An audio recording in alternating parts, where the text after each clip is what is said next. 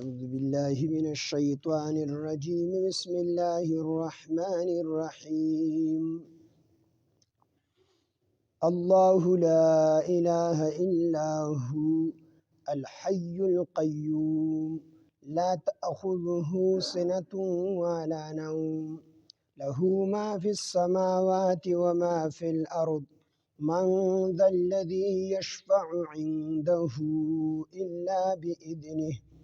يعلم ما بين أيديهم وما خلفهم ولا يحيطون بشيء من علمه إلا بما شاء وسع كرسيه السماوات والأرض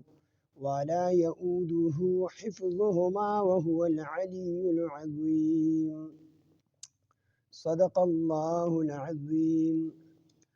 رب اشرح لي صدري ويسر لي أمري واحلل عقدة من لساني يفقهوا قولي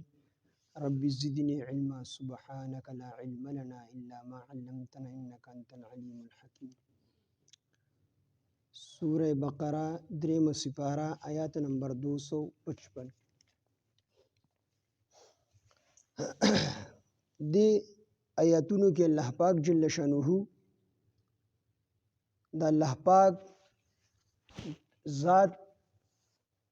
داغه وحدانیت او د الله پاک د صفاتو د دې بیان دی او دې آیات ته آیات الکرسی ویل شي ځکه چې په دې کې د الله پاک جل شانه د کرسی ذکر دی او د دې آیات الکرسی ډېر فضایل په حدیثو کې راغلي دي. مسند احمد کې یو روایت دی رسول الله صلی الله علیه وسلم فرمایي چې د قرآن په ټولو آیاتونو کې افضل ترین آیات دا د آیات الکرسی دی. دغه رنګ ابی بن کعب رضی الله عنه نبی علیه السلام تپوس وکړو ورته وی چې د قرآن مجید په ټولو آیاتونو کې د ټولو نه افضل ترین آیات کم یو دی؟ نو ابی بن کعب رضی الله عنه ورته عرض وکړو چې د الله پیغمبر د ټولو نه افضل ترین آیات دا د آیات الکرسی دی.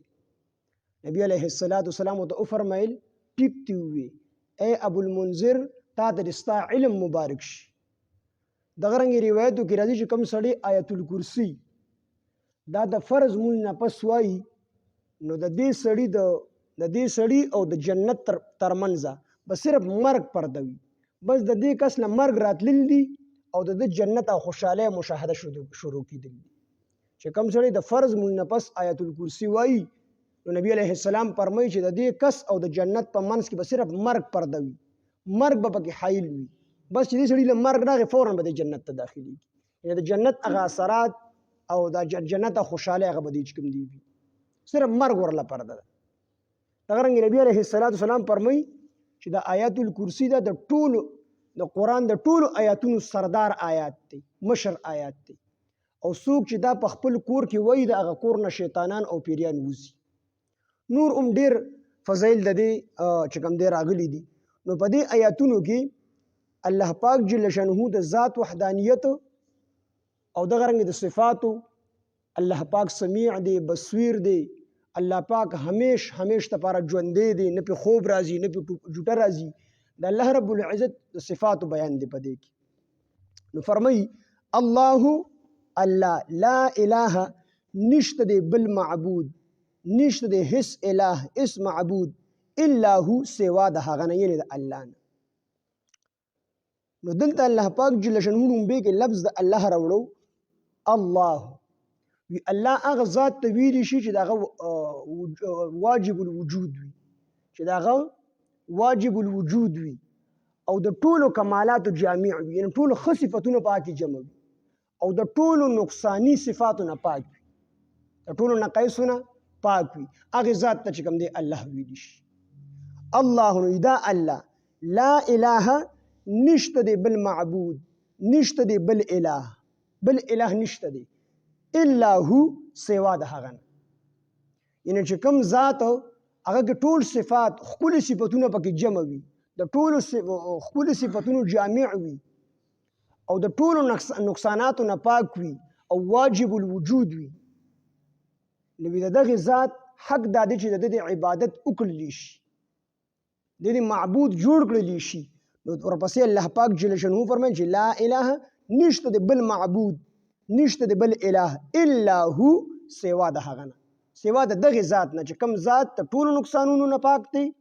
او کم ذات کې ټول صفات جمع دي خپل صفاتونه پکې جمع دي او کم ذات واجب الوجود دی نو د دغه ذات حق دادی چې دنه علاوه بل اله دی نوي صرف دک اله دی وي دک معبود دی وي د دې عبادت کیږي د بل چا د عبادت نه کیږي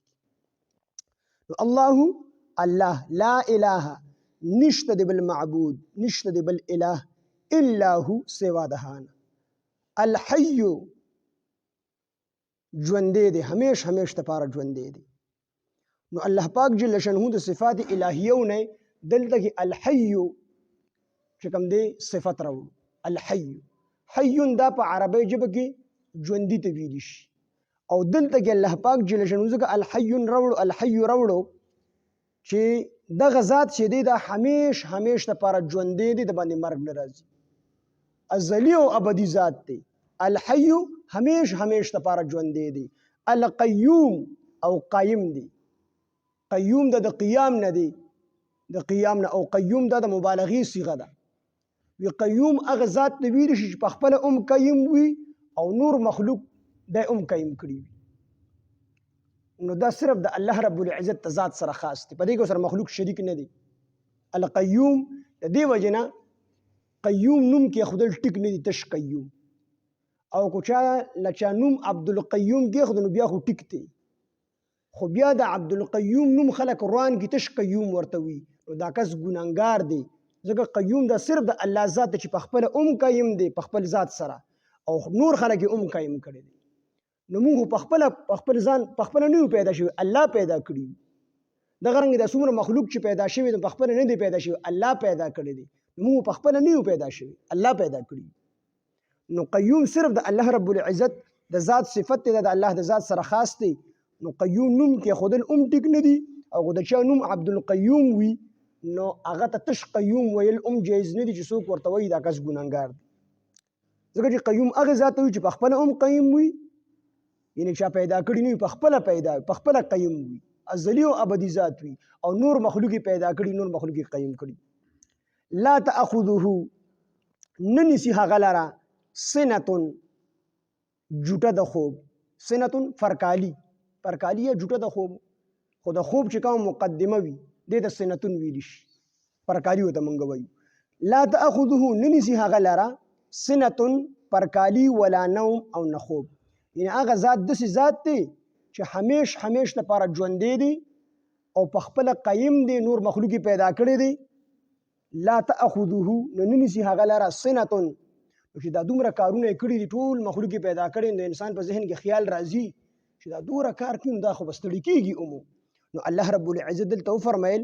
چې نه دا الله ذات په خپل ذات باندې مقیاس کوي انسان خو لغون د کارو کې ستړي شي نو د لغون د خوب کو کې دمش نو الله رب العزت د سینه دی دا ټول کارونه کوي او په خپل قدرت طاقت سره کوي خو الله په دې ستړي کیږي نه نو لا تاخذه ناراضي هغه تا سنتون پرکالی ولا نوم ان خوب الله باندې نه پرکالی راځي او نه په خوب راځي زدا د بندگانو صفات دي الله د دې ټول خبرونه پاک دي د خوب نه د خوب د جوټې نه د مرګ نه د دې ټول شیزونو نه الله پاک دي له ما فی السماوات له د هغه دی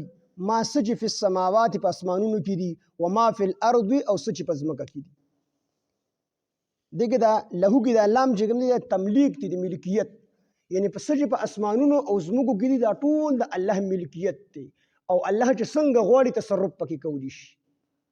څومره انسانان دي څومره اسمانونه دي او څومره ځمکې دي او څومره په دې ځمکو د اسمانونو ترمنځ خلق دي څومره مخلوق دي نو دا ټول د الله ملکیت دی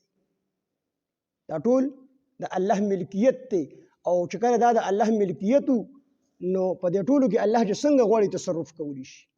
او دا ټول مخلوق ته الله د امر اراده نه بغیر هیڅ نشي کولی او الله د دې ټول مخلوق نه بغیر هر څه کولی شي له د هغه دی ما څه چې په سماوات په اسمانونو کې دي او ما فی الارض څه چې په ځمکه دا ټول د الله ملکیت دی او د الله بندگان دي د الله مخلوق دي نو الله چې څنګه غواړي هغه شان دي استعمالولی شي من ذا الذی څوک ته هغه کس یشفع چې شفاعت کوي عنده الله پاک ته الا باذنه مگر د الله په حکم سره هیڅ څوک نشته چې الله ته شفاعت وکړي الله ته سفارش وکړي دچا هیڅوک نشته دی. هو چې چاته الله پاک اجازت ورکي نو د الله په اجازت سره بعضې خلک شفاعت پکوي. نبی علیه السلام په خپله چې کوم دی شفاعت کوي. نبی علیه السلام فرمایي چې د ټولو امتونو شفاعت په ډومبې زه کوم، سفارش په ډومبې زه کوم او دې ته مقام محمود ویلی شي. د ټولو امتونو شفاعت دا به نبی علیه السلام ډومبې کوي. دغه رنګ نور انبیا به بیا وروستو د خپلو امتونو شفاعت کوي. دغه رنګ علما به کوي، حاجیان به کوي، شهیدان به کوي، خو دا ټول به د الله په حکم او د الله په اذن سره کوي، په خپله خوښۍ نشي کولی. نو دلته کې فرمایي چې منزل الذي څوک دی یشفع چې شفاعت کوي عنده الله پاک ته، نو هیڅوک نشته چې الله پاک ته شفاعت وکړي، او که څوک یې کوي نو الا باذنه مګر د الله په حکم سره به یې کوي. یعلم پیژني ما هغه څه معلوم یعلم پوهیږي ما په هغه څه بین ایدیهم څه چې دوی وړاندې دي و ما خلفهم او څه چې دوی وروسته دي. یعنی الله پاک جل شانه ته د ما قبل او د ما بعد د ټول هر څه علم دی. د انسان د پیدایش نه مخکې چې کوم حالاتو د هغې علم هم الله ته دی، او د انسان د پیدایش نه وروسته چې کوم حالات راځي د دې هم علم الله پاک ته دی. یا دا معنی چې کوم څیزونه ظاهري دي نو انسان ته خو صرف چې کوم څیز ښکاري د هغې علم ورسره وي، چې کوم ته د ده نه پنی نو د هغې علم ورسره نه وي. نو الله پاک ته دا ټول علمونه برابر دي. که انسان ته ښکاري نو دغه هم الله ته معلوم دي، او که انسان ته کوم څیز نه ښکاري د انسان نه پټ دي دغه هم الله ته معلوم دي. یعنی الله پاک د کائنات په ذره ذره باندې په ټولو حالاتو باندې خبر دی. الله ته د هر څه علم دی، د ما بعد او د ما قبل. کوم څیزونه چې د انسان نه پټ دي هغه ته هم الله ته ښکاره دي، د هغې علم الله ته دی. کوم چې د انسان نه پټ دي د هغې علم ورته هم دی. د انسان نه مخکې چې کوم حالات او واقعات د هغې علم هم الله ته دی، او د انسان نه وروسته چې کوم حالات په انسان را روان دي د دې علم هم الله پاک ته دی. ولا یحیطون او احاطه نشي کولی بشیء یو څیز من علمه د الله د علم، یعنی د الله د معلومات. د الله پاک سره چې کوم معلومات دي د هغې د یوې حصې پوره علم دا هیڅوک نشي حاصلولی او هیڅ چاته نشته دی. زموږ ستاسو عقیده ده چې په مخلوق کې الله پاک جل شانه د ټولو نه زیات علم دا رسول الله صلی الله علیه وسلم ته ورکړی، بل چاته نه دی ورکړی. په مخلوق کې د ټولو نه زیات علم نبی علیه السلام ته ورکړی دی، خو نبی علیه السلام سره هم علم غیب نشته دی. علم غیب څه مطلب؟ چې د ذرې ذرې او د قطرې قطرې علم ورسره دی، صرف د الله رب العزت ته ذات صفت دی، دا د الله د ذات سره خاص دی. علم غیب دا د پیغمبرانو سره نشته دی. دلته سوال راځي چې نبی علیه السلام د قیامت چې کوم احوال بیان کړي دي، نبی علیه السلام یو اخره زمانه کې به چې کوم دی دا د حالات راځي په انسان باندې، چې کله زمانه نږدې شي دا د واقعیت به راځي، دجال به راوځي، دغه رنګ یاجوج ماجوج به راوځي، هسې نور ډېرې نښې نبي علیه السلام ښودلي دي. یا د جنت او د جهنم چې کوم واقعات نبی علیه السلام بیان کړي دي، نو دا خو د سترګو نه پناه دي. نو تاسو وایئ چې نبی علیه السلام سره علم غیب نشته دی، نو دې ته علم غیب نشي ویلی، دې ته انباء الغیب ویلی شي، د غیب خبرونه. او دا چا خبر کړي دي؟ دا الله پاک نبی علیه السلام خبر کړي دي. دې ته علم غیب نشي ویلی. د ذرې ذرې او علم کلی دا صرف د الله سره دی، د بل چا سره نشته دی. دا نه د پیغمبر سره شته دی، نه د فرشتې سره شته دی. هو نبی علیه السلام چې کوم راتلونکي حالات دي او موږ تاسو ته احادیثو کې راغلي دي چې دجال به راوځي، یا چې کوم دی یاجوج ماجوج به راځي، یا عیسی علیه السلام به راځي دوباره دنیا ته، نو دې ته انباء الغیب ویل شي، د غیب خبرونه. او دا علم غیب نه دی، دې ته انباء الغیب ویل شي. دا الله پاک نبی علیه السلام خبر کړی دی. نو علم کلی دا صرف د الله صفت دی. نو ولا یحیطون او احاطه نشي کولی بشیء یو څیز من علمه د الله د علم نه، د الله د معلوماتونه، الا بما شاء مگر هغه چې الله وغواړي. چې الله وغواړي بس چاته څه علم ورکړي، څه حصه پیغمبر ته ورکړي، عالمانو ته ورکړي، بس د الله په خوښې سره. وسع کرسیو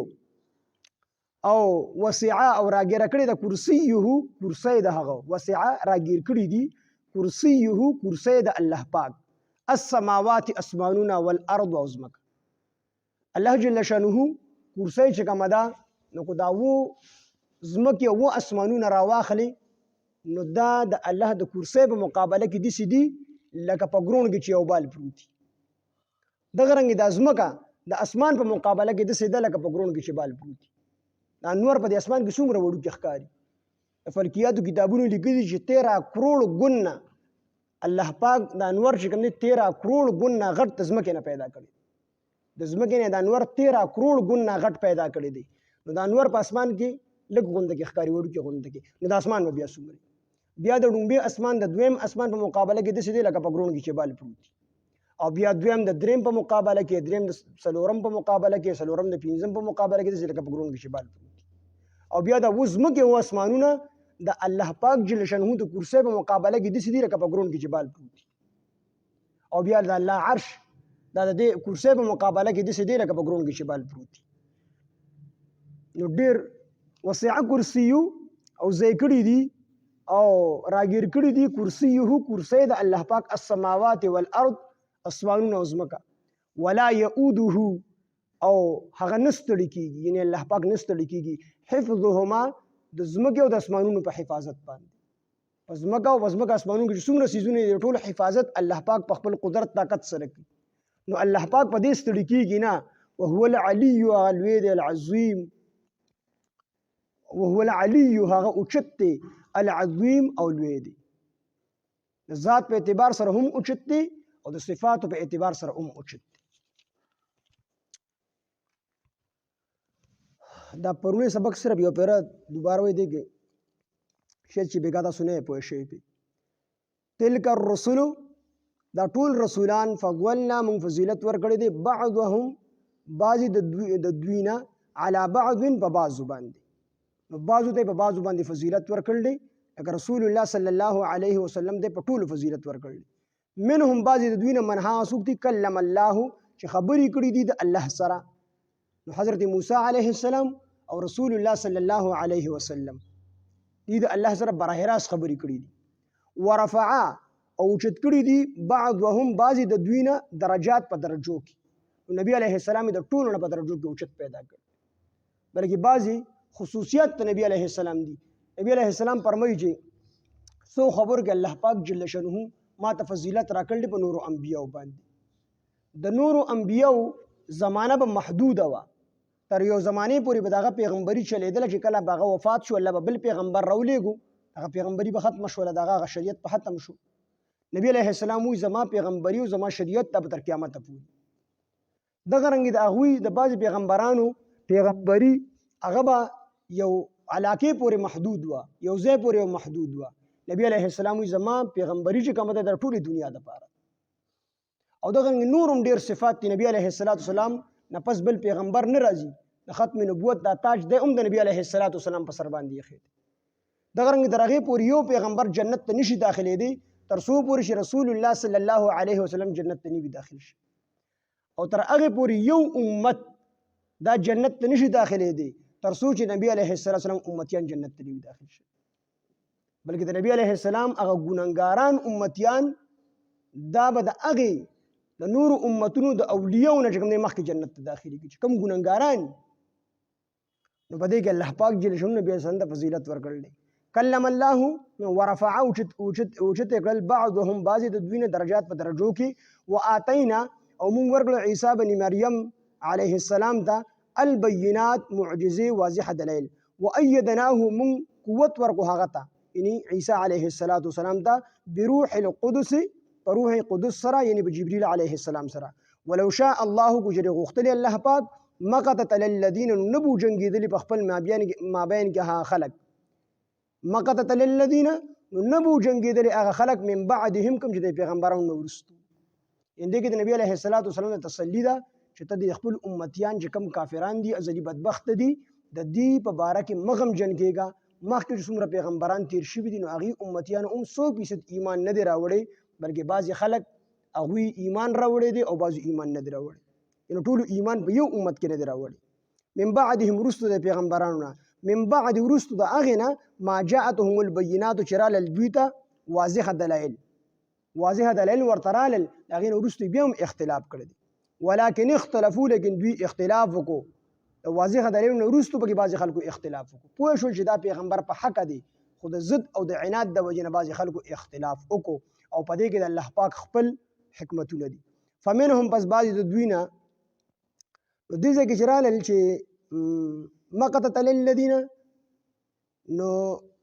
دی به نو جنګېدل کو الله غوښتلی نو دوی به نو جنګېدلې د یو بل سره یو وروستو را روان دي فمنهم پس بعضې د دوی نه من هغه څوک آمنه چې ایمان یې راوړو ومنهم او بعضې د دوی نه من هغه څوک کفره چې کافران شول ولو شاء الله کو چې غوښتلې الله پاک مقتتلون دوی به نو جنګېدلې د یو بل سره کو الله غوښتلې نو الله به دی نو جنګولې مطلب ټول به مسلمانان پیدا کړي او اختلاف په پکې نو چې اختلاف پکې نو یو بل سره به جنگ بیا پس کو خو په دې کې د الله حکمتونه دي نو الله داسې نو غوښتل چې ټول مسلمانان پیدا کړل سي مسلمانان او سو کافران په دې کې د الله خپل حکمتونه دي مقتتلو دی بنو جنګېدلې ولکن الله لیکن الله يفعل کوي ما هغه سو یرید چې غواړي ایها الذين امنوا ای ایمان والو انفقوا تاسو خرج کوئ مما د هغه نه رزقناکم چې موږ درکړې دي تاسو ته من قبل مخکې د دینه ایاتي د شراشي یوم هغه ورځ لا بیع چې نه به غسل خرڅول فيه بهایي کې ولا خلة او نه دوستی وي ولا شفاعت او نه به شفاعت وي للکافرین د کافرانو لپاره ولا دوستی او شفاعت د کافرانو لپاره نوي او د مسلمانانو لپاره به وي والکافرون او کافران هم الظالمون هم دي ظالمان دي الله الله لا اله نشته بالمعبود نشته بل اله الا هو سوا د هغه نه الحي هغه ژوندې دی همیش لپاره ژوندې دی القیوم په خپل هم قایم دی نور خلک هم قایم کړی دی لا تاخذه نرازی هغه ته سنه پرکالی ولا نوم او نخوب له د هغه ملکیت ته ما سج فی السماوات په اسمانونو کې دي او ما فی الارض یسج په ځمکه کې دي من ذا الذی سوق ده هغه کس یشفع شفاعت کوي عنده الله ته الا باذنه مگر دغه په حکم سره نه هیڅوک نشته دی چې هغه شفاعت الله ته وکي خو الله د شفاعت کی او سفارش کوي د الله په حکم سره کوي يعلم پیجنی ما هغه سو بین ایدیهم سچې دی وړاندې دي و ما خلفهم او سچې دی ورستو دي ولا يحيطون الانسانون چې وړاندې دي مخامخ یا دا مراد ده چې کوم د انسانان پیجنی او د دې انسانانو مخامخ دي ته علم دي نو هم الله پیجنی او کوم چې دی ورستو دي ته علم نشته دي هم الله پیجنی یا د انسان د پیدایش نه چې کوم مخکې حالاتونه هم الله پیجنی او چې کوم ورستو دي را روان دي هم الله پیجنی ان ټول حالات علم صرف الله سره دي ولا يحيطون او احاطه نشي کولی بشيء يوسيز من علمه د الله پاک د معلومات الا بما شاء مگر هغه چې الله وغواړي وسع ذکر دي او وسع راګیر کړی دي ذکر دي کرسیه کرسی د الله پاک السماوات اسمانونه والارض او زمکا ولا يؤوده او نستړي کیږي الله پاک حفظهما د دې دواړو په حفاظت باندې او هو العلی او هغه اوچت العظیم او لوی دی الله پاک لا اله نشته دی بالمعبود الا هو سوا د هغه نه الحي همیشه ژوندې دی القیوم او قیم دی لا تاخذه ننسی هغه لرا ناراضي هغه ته سنه پرکالی ولا نوم او نخوب له د هغه ملکیت دی ما فی السماوات چې په اسمانونو کې دی او ما فی الارض چې په ځمکه کې دی من ذا الذی سوق ته هغه کس یشفع شفاعت بوږي عنده هغه ته یعنی نشي کولی شفاعت الله پاک ته الا باذنه مگر د هغه په اجازه سره چې الله اجازه ورګي بیا شفاعت کولی شي يعلم پیجن ما بین ایدیهم چې د دوی وړاندې دي او ما خلفهم او چې دی ورستو دي ولا يحيطون او احاطه نشي کولی بشيء يوسيز من علمه د هغه د معلوماتو الا بما شاء مگر هغه چې الله وغواړي وسع ذکر دي کرسیه کرسی د هغه السماوات اسمانونه والارض او زمکا ولا يؤوده او نستړي کیږي هغه یعنی الله پاک حفظهما د دې دواړو په حفاظت باندې او هو العلی هغه اوچت العظیم او لوی دی الله پاک لا اله نشته بالمعبود الا هو سوا د هغه نه الحي همیشه ژوندې دی القیوم او قیم دی لا تاخذه ننسی هغه لرا سنه پرکالی ولا نوم او نخوب یعنی نو ته خوب راځي نو ته پرکالی راځي له د هغه ملکیت په السماوات چې په اسمانونو کې دي و ما فی الارض او چې په ځمکه کې دي من ذا الذی سوق ته هغه کس یشفع شفاعت کوي عنده هغه ته الا باذنه مگر د هغه په اجازه سره يعلم پیجنی معلوم دی ما هغه سو بین ایدیهم چې د دوی وړاندې دي و ما خلفهم او چې دی ورستو دي ولا يحيطون او احاطه نشي کولی بشيء يوسيز من علمه د الله پاک د علم د الله پاک د معلوماتو الا بما شاء مگر هغه چې الله وغواړي وسع ذکر دي راګیر کړی دي کرسیه کرسی د الله پاک السماوات اسمانونه والارض او زمکا ولا يؤوده او هغه نستړي کیږي نه الله پاک نستړي کیږي حفظهما د دواړو په حفاظت باندې او هو العلی هغه اوچت دی العظیم او لوی دی. الحمد لله رب العالمين والعاقبة للمتقين الصلاة والسلام على سيد الأنبياء والمرسلين وعلى آله وأصحابه أجمعين. ربنا تقبل منا إنك أنت السميع العليم وتب علينا إنك أنت التواب الرحيم. إله العالمين زمون رازش زمون لوی واړه ټول ګناهونه معاف کړي. الله څومره غلطي کوتاهي زمون راغلي مونږ ته معاف کړي. الہ العالمین مونږ ټول ته د قرآن فهم د قرآن پوهه راکړي. الله زموږ د درس په خپل دربار الهي قبول او منظور کړي. الله خالص د خپل رضا وګرځي. الہ العالمین حاضر مجمع ټول مغفرت نصیب کړي. الله زموږ د ټولو کامل مغفرت نصیب کړي. الہ العالمین حاضر مجمع کې څومره بیماران دي کورونو کې بیماری دي ټول ته شفای کامله عاجله مستمره ورکړي. الله ټول قرضداري د قرضونو نه خلاص کړي. الله ټول پریشان حال او پریشانه ختم کړي. الہ العالمین څومره ناحق بندیوان دي د بند نه آزاد کړي. الہ العالمین زموږ د ټولو نه راضي شي. الہ العالمین چې کله ران راضي شي بیا رانه خفه مشي. الہ العالمین تر مرګ اخري سلګۍ پورې زموږ د قرآن او د سنت خدمت واخلي. الہ العالمین زموږ ژوند هم د قرآن سره کړي. الہ العالمین زموږ مرګ هم د قرآن سره کړي. الہ العالمین خاتمه زموږ د ټولو بالخیر او بالایمان کې په وخت ځن قدم د زړه په صدق سره په جبه زموږ دا کلمه چالو کې لا اله الا الله محمد رسول الله.